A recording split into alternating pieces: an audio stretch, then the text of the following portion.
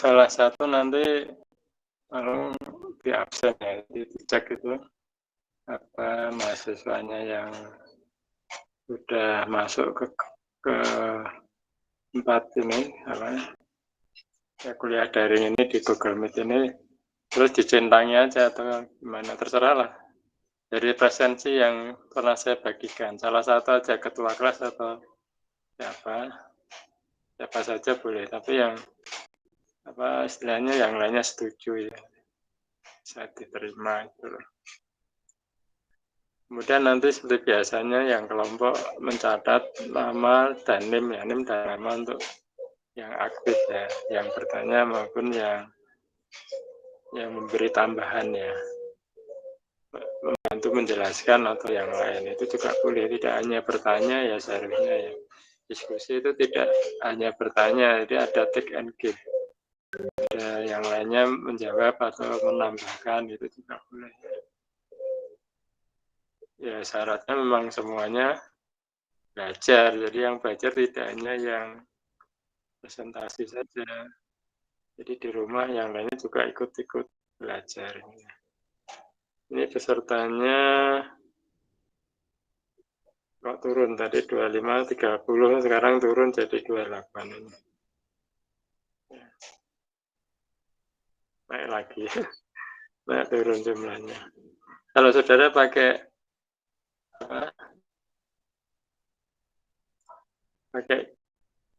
NIM-nya emailnya pakai emailnya UMS itu saudara langsung masuk ya. Tapi kalau emailnya pakai email lain ya saya harus beri izin itu ya. Ya, ada yang sebagian besar itu langsung masuk ya. Tapi yang lainnya minta izin. Kalau minta izin berarti emailnya bukan email UMS yang kamu pakai untuk Google Meet-nya. Ya. Pakainya Google ya. Kalau bukan Google bisa nggak ya di Google Meet ya? Kurang tahu saya, belum pernah. Karena punya saya semuanya sekarang Google ya. Dulu ada Yahoo, ada macam-macam ya. Sekarang tinggal Google ya. Yahoo-nya ada lama, mati ya. Google-nya pun dulu punya banyak juga, tinggal 2. Ya. Ada 3 ya. Cuma yang 2 tidak aktif ya. Oke, yang presentasi siapa ini sudah lengkap? Siapa yang presentasi? Saya cek dulu yang presentasi. Yang return dan risiko tunggal, aktiva tunggal siapa?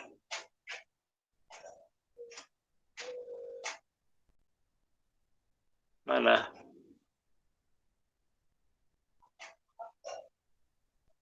Yang portofolio, return dan risiko. Ada Pak. Apa nih? Yang portofolio? Ya, yang portofolio Pak. Sudah lengkap yang portofolio. Timnya sudah lengkap. Pak. Yang portofolio sudah lengkap. Sudah lengkap ya. Yang aktiva tunggal, return dan risiko. Sudah ada, yang salah satu lagi mencoba masuk Pak. Oke, kalau gitu yang portofolio dulu aja ya, tunggunya lama nanti. Oke, yang portofolio dulu presentasi, silahkan return dan risiko portofolio. Itu dilanjutkan diskusi, setelah diskusi nanti langsung dilanjutkan untuk yang aktiva tunggal ya. Oke, silakan dimulai.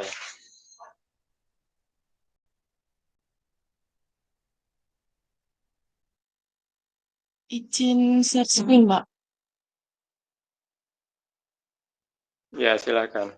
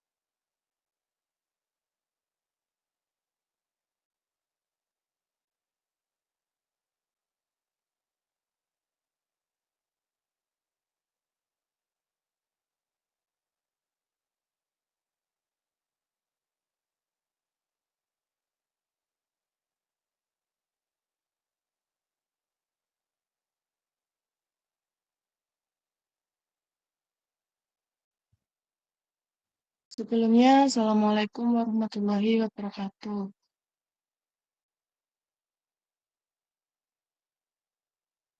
Kami dari kelompok 8 ingin mempresentasikan tentang bab 8 yaitu return dan risiko portofolio.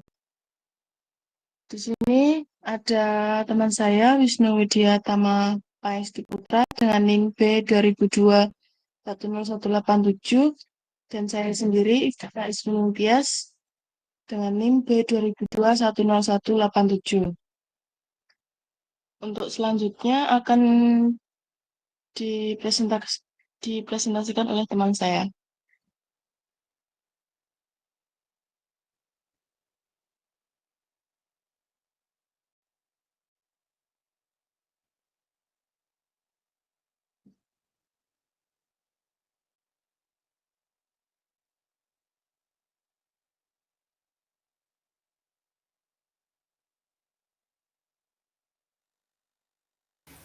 Sebentar Mbak, slide-nya belum ganti.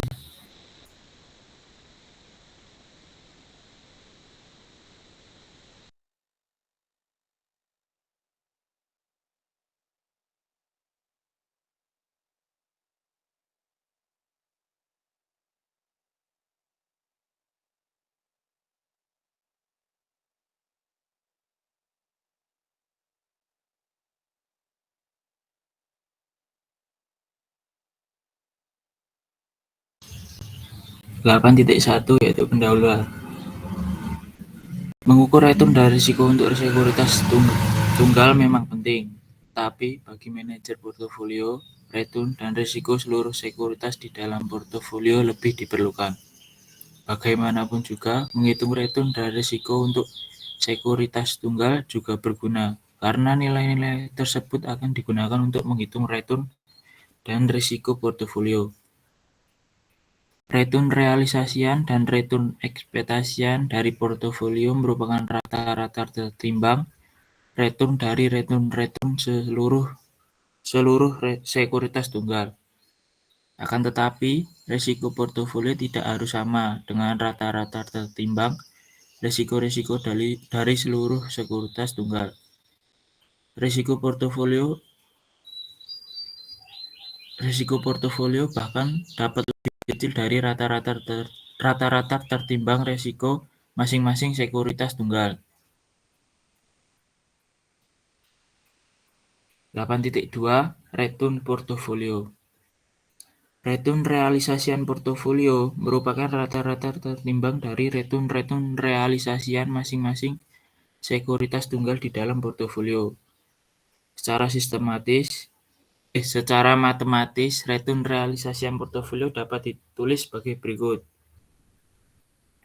Dan dapat dilihat di PPT dengan notasi RP sama dengan return realisasian portofolio dan W1 adalah porsi dari sekuritas I terhadap seluruh sekuritas di portofolio, dan R1 adalah return realisasian dari sekuritas ke I, dan N adalah jumlah dari sekuritas tunggal.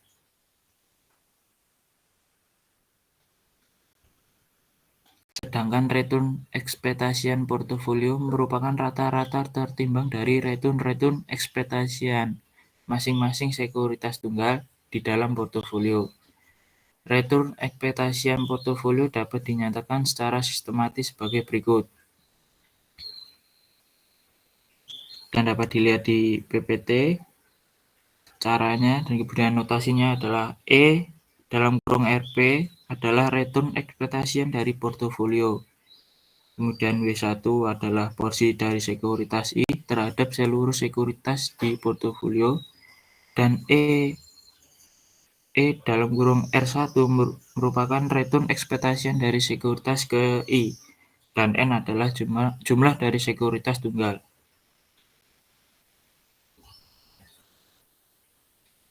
Dan di 8.3 terdapat risiko portofolio. Tidak seperti halnya return portofolio yang merupakan rata-rata tertimbang dari seluruh return sekuritas tunggal, risiko portofolio tidak merupakan rata-rata tertimbang dari seluruh risiko tunggal.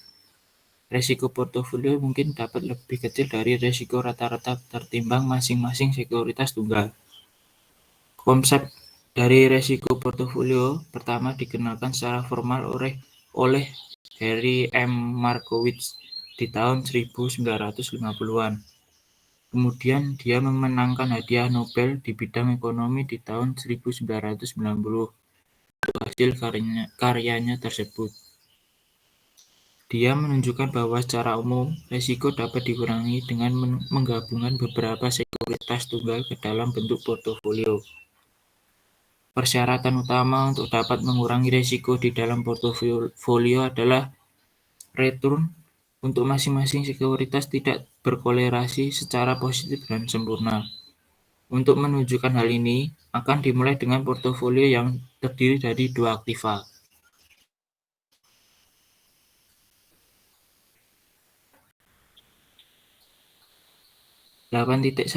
Portofolio dengan dua aktiva. Misalnya, suatu portofolio terdiri dari dua aktiva, yaitu sekuritas A dan B. Porsi sekuritas A di dalam portofolio adalah sebesar A dan B sebesar B atau 1 kurangi A. Return realisasi sekuritas A dan B berturut-turut adalah RA dan RB. Dengan demikian, return realisasian dari portofolio yang merupakan rata-rata tertimbang return sekuritas A dan B sebesar RB sama dengan A kurangi RA plus B kurangi RB. Dan return portofolio ekspektasian adalah sebesar E dalam kurung RP sama dengan E dalam kurung A kurangi RA, kemudian plus B dalam kurung B kurangi RB. Dengan menggunakan properti kedua di bab 7.5 yang menyatakan bahwa nilai ekspektasian suatu variabel dikalikan dengan suatu konstanta adalah sama dengan nilai konstantanya dikalikan dengan nilai ekspektasian variabelnya, yaitu E dalam kurung A kurangi RA adalah sama dengan A kurangi E dalam kurung RA dengan E dalam kurung B kurangi RB adalah sama dengan B kurangi E dalam kurung RB. Maka dapat dilihat di PPT yaitu E dalam kurung RB sama dengan A dikurangi E dalam kurung RA kemudian ditambah dan B dikali E dalam kurung RB. Salah satu pengukur risiko adalah defisiasi standar atau varian yang merupakan kuadrat dari defisiasi standar. Risiko yang diukur dengan ukuran ini mengukur risiko dari seberapa besar nilai tiap-tiap item menyimpang dari rata-ratanya. Risiko portofolio juga dapat diukur dengan besarnya defisiasi standar atau varian dari nilai-nilai return sekuritas-sekuritas tunggal yang ada di dalamnya. Dengan demikian, varian return portofolio yang merupakan risiko portofolio dapat dituliskan sebagai berikut, yaitu var dalam kurung RP sama dengan AP kuadrat sama dengan RP kurangi E dalam kurung RP kuadrat. Substitusikan return portofolio atau RP yang ada di rumus 8.2 dan return portofolio ekspektasian atau ERP yang ada di rumus 8.3 ke dalam persamaan di atas sehingga menjadi var dalam kurung RP sama dengan sigma P kuadrat sama dengan A kuadrat dikali var dalam kurung RA dan B kuadrat dikalikan var dalam kurung RB plus 2 kali A kali B kali COV dalam kurung RA dikali RB.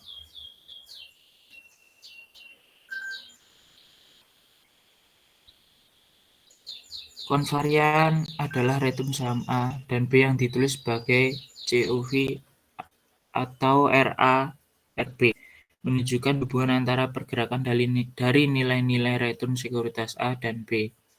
Nilai kovarian yang positif menunjukkan nilai-nilai dari dua variabel bergerak ke arah yang sama, yaitu satu meningkat, yang lain juga meningkat, atau jika satu menurun, yang lainnya juga menurun. Nilai kovarian yang negatif menunjukkan nilai-nilai dari dua variabel bergerak ke arah yang berlawanan, yaitu jika satu meningkat, yang lainnya menurun, atau jika yang satu menurun, yang lainnya meningkat. Nilai kovarian yang nol menunjukkan nilai-nilai dari dua variabel independen, yaitu pergerakan satu variabel tidak ada hubungannya dengan pergerakan variabel yang lainnya.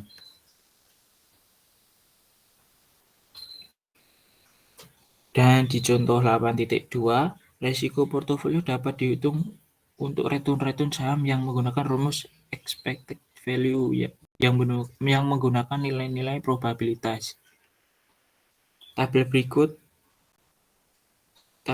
ini menunjukkan return masa depan dan probabilitas kemungkinan terjadinya return tersebut untuk saham A dan B. Dan kemudian bisa dilihat di sebelah kanan tersebut terdapat tabel sebagai contoh itu. Kemudian lanjut, Mbak. Kemudian terdapat kovarian menggunakan data historis. Kovarian yang dihitung dengan menggunakan data historis dapat dilakukan dengan rumus sebagai berikut. Yaitu bisa dilihat dan dengan notasinya yaitu COV RARB adalah kovarium return antara saham A dan saham B. Kemudian RAI adalah return masa depan saham A kondisi ke I. Kemudian RBI adalah return masa depan saham B kondisi ke I. Kemudian (RA) adalah return ekspektasian saham A. Dan (RB) adalah return ekspektasian saham B. Dan kemudian N adalah jumlah dari observasi data historis untuk sampel besar, minimal 30 observasi, dan untuk sampel kecil digunakan.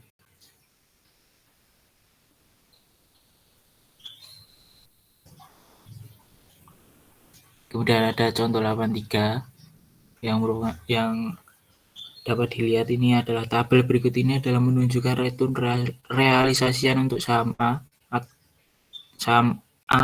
dalam kurung RA dan return realisasian untuk saham B dalam kurung RB selama 3 periode.